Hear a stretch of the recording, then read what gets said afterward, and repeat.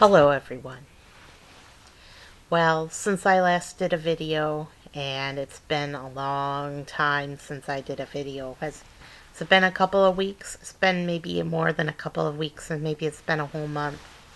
My mom had a very serious dream. Very bad dream. January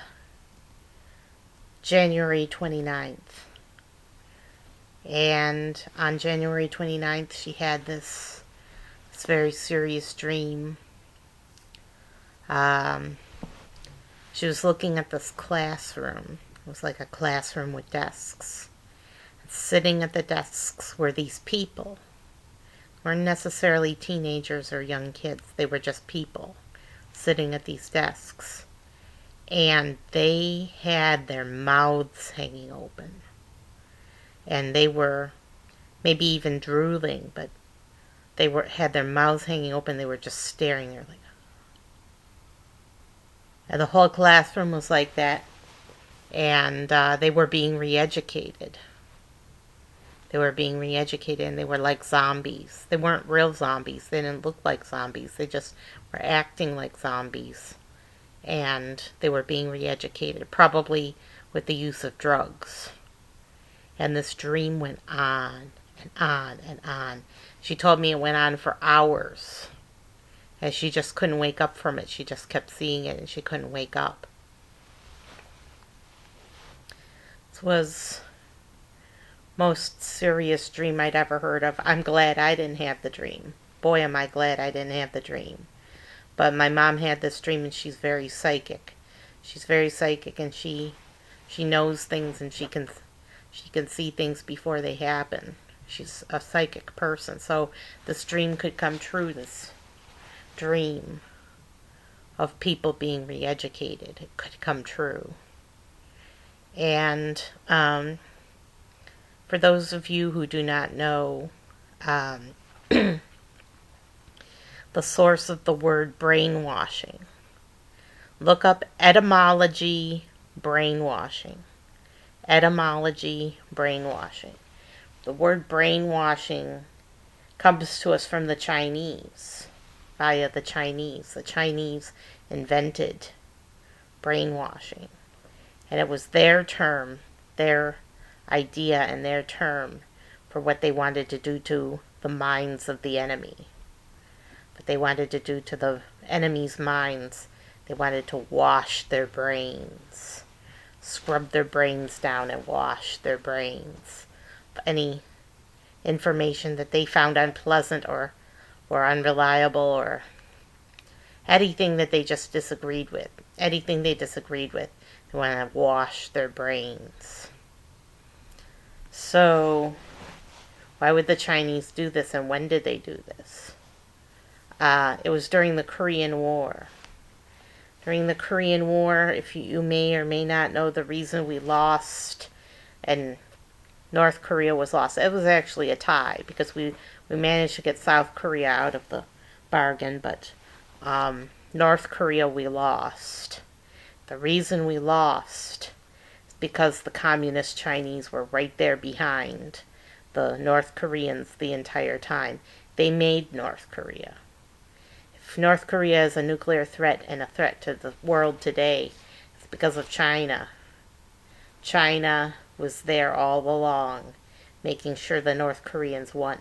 Same thing with Vietnam. I think that there were a lot of Vietnamese people out there in the fields and fighting guerrilla warfare style. Well, there may have been, but there were also Chinese nationals blended in with the crowd that were helping them the whole entire time with their guerrilla warfare, sending them troops, sending them guns, sending them weapons, all sorts of different kinds of weapons that they wouldn't have had, blowing GI's legs off. China was involved in North Korea, and China was involved in Vietnam. So if you wonder why we lost those wars, you don't really have to wonder, because the Chinese are giants. And they didn't just have help from the Chinese. They also had help from Russia too. You know, Russia was at the time was the USSR, and they sent lots of weapons to the Vietnamese cause. Not saying that China and Vietnam are necessarily friends now, or that they didn't have a war of their own, war of aggression, or a war that made Vietnamese-Chinese relations problematic. But they did, China did get involved in the Vietnam War and did make sure that the communists won. And of course, any capitalists or democratic people that lived in Vietnam had to flee to America. And they did flee to America. We have lots of Vietnamese people now, and they fled. They fled the communist regime. So, what can we derive from this dream of people being brainwashed, of the reeducation? Freaked me out so bad. My mom told me she had the dream because of me, that I had been telling her about reeducation and telling her about brainwashing, and it went right into her dream. She knows all about that. She knows what it means. She's well read. She surfs the net. She surfs the net every day. And she's well read. So, yeah, it's it's too bad. It's too bad that Chinese Communist Party believes in the efficacy and the moral validity of brainwashing. But they do. I think that brainwashing is a great way, that gets an A+ and a check mark from them. It's a great way to persuade your enemies, political and otherwise, to persuade your enemies with brainwashing. If you can get control of their bodies, if you can establish control of their bodies, get them in a corner and get them locked up, alone in a corner, make them your prisoner, you can do whatever you want to them, and you can brainwash them. That's what happened. That's what happened to the POWs. POWs were brainwashed during the Korean War.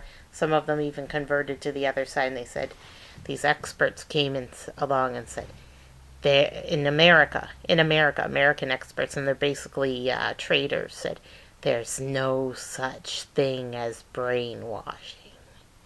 These people were persuaded on their own. There's no such thing as brainwashing. That's true. How come they were all American before? They would have done anything to support their own cause. Why would they do anything to support their cause? Because they were put under more pressure than they could handle. So that is brainwashing. Some people are more easily brainwashed than others, but with enough pressure you can basically brainwash anyone. You can brainwash weak and the strong alike. You can brainwash anyone with enough time and enough pressure, and they know it. They know it. They know that they've got time on their side when they're brainwashing. So they did it to our POWs. And when the POWs got away from these basic cultists, they and came back to America. They returned to a more normal pattern, way of thinking and opinions. They returned to their old opinions once they stopped being brainwashed. So brainwashing is real. Doesn't matter what the experts say. Experts will say anything to support their cause, especially if they're communist sympathizers. So they would if they're communist sympathizers, of course they would say there's no such thing as brainwashing. Because communism sits well with them. Communism sits with what they want, and what they know. The Chinese invented it. They know that brainwashing is real because they've done it and they know it works. Right now, they're brainwashing the Uyghurs, if they can. And if they can't brainwash them, they die. If they can brainwash them, there's millions of Uyghurs in camps. They're all being brainwashed, and these people have no other job other than to brainwash them.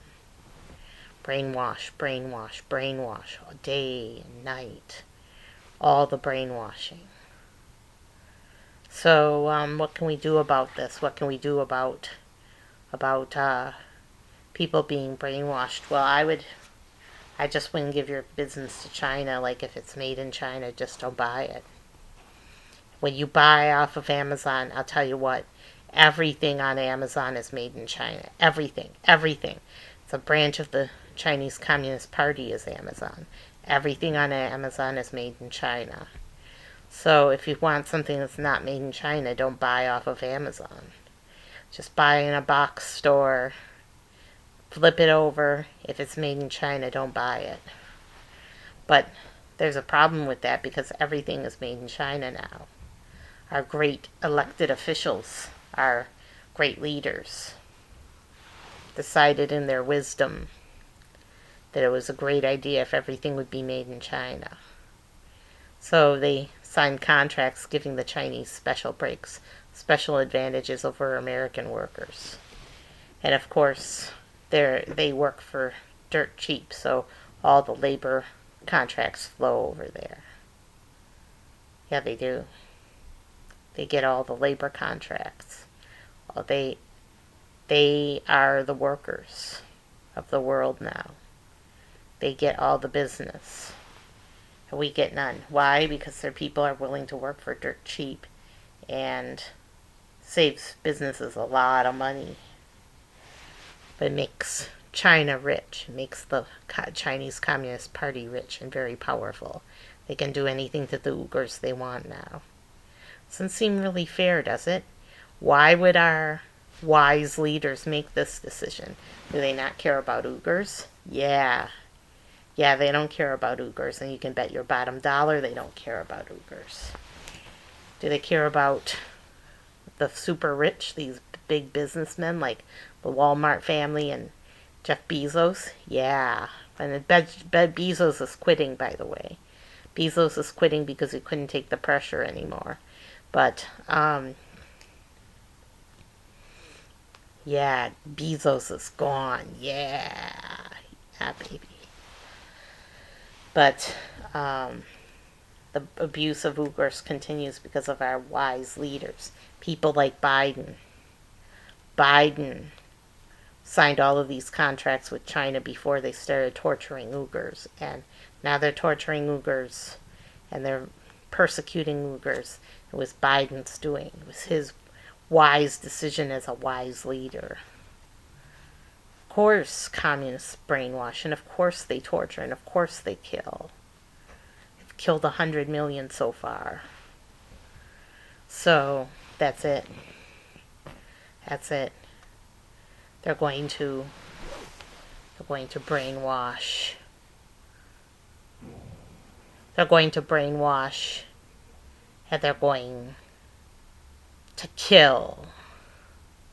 They're going to brainwash and they're going to kill. If they're given the opportunity, they have the motive, they have the modus operandi, all they need is the opportunity. Don't give them that opportunity. Don't give your dollars to China. Because that's what they do. That's what they do. They kill. They kill and they brainwash. Why? Because communism is a disease of the mind. That we don't want to brainwash them. We don't want to brainwash them. But I think there's a lot of people who would willingly walk away if they could, that would willingly walk away from communism. People who have been treated like slaves by their own government. Treated like slaves, made into workers, struggle just to survive, live on slaves' wages because their government has total power and control over them and can use them as slaves and can sell their labor for cheap on the open market and make a big profit for the Chinese government, and then just use their people and abuse them and toss them aside. So I think those individuals who have been working in the factories would quite willingly just walk away. They would just walk away. They might even join us. They wanted to come here. They wanted to come here at the turn of the 20th century, early 1900s, late 1800s. They wanted to come here. And then there was the Chinese Exclusion Act, and we prevented them from coming here, prevented them from joining our wonderful capitalist society. Now, there might have been communist sympathizers among them who might have, turned our country communist. Because traditional Chinese culture, they think a certain way that fits well with communism. It's not 100% because they were capitalists before, but it does fit well with certain aspects of communism, such as dedication to the group, sacrificing of the self for the group, and so collectivism. And then also, in addition to collectivism,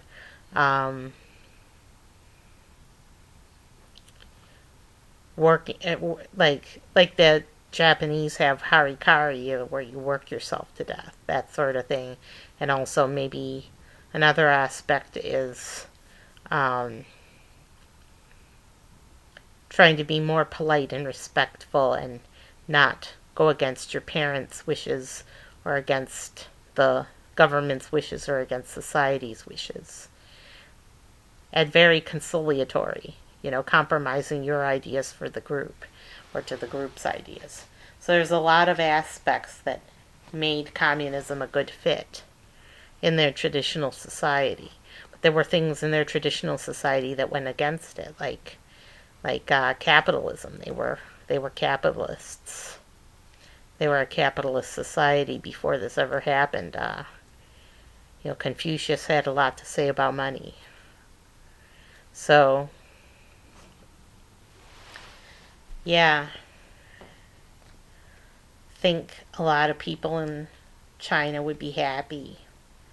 They would be such happy people. They'd be so happy to become capitalists. And a lot of them have. A lot of them have either come here as business people and defected, or big time business people within China and outside of China. But they're only allowed to be business people within the context of the Chinese Communist Party, so they have to be beholden to them and obey them in all things. They're only given their position. They're more like an official than a business person, because they're more like a Chinese communist official, because they have to obey. They have to obey everything the government tells them to do. So that's it. Take care, everyone. Remember my mom's dream. It's a warning. It's a warning to us that there could be re-education camps. If, not necessarily, you understand. Nothing is for certain. If, those are shadows of what might be in the future. If we do not make a change. If things do not change. So, Biden would never institute a re-education camp, or would he? I don't think he would. But he could certainly set up the conditions that that would allow it to happen, and then a tougher man than himself could implement it, if that's what he believed in but was afraid to do it himself. A tougher man than himself would implement the communist dream of re-education.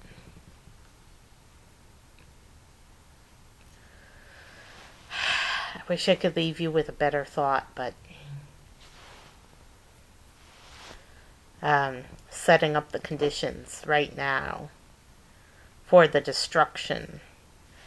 You know, in my history class, two things that are happening. Professor is attacking capitalism very viciously, saying capitalism is the source of all our ills. It's an anti-capitalist class that literally brainwash people against capitalism. And the second thing is to brainwash people against individualism. Individualism is being viciously attacked.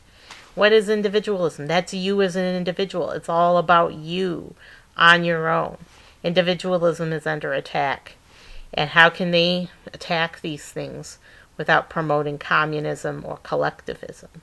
Which is what they're doing now, is promoting collectivism, communism, and using very specious arguments to persuade the students in U.S. history.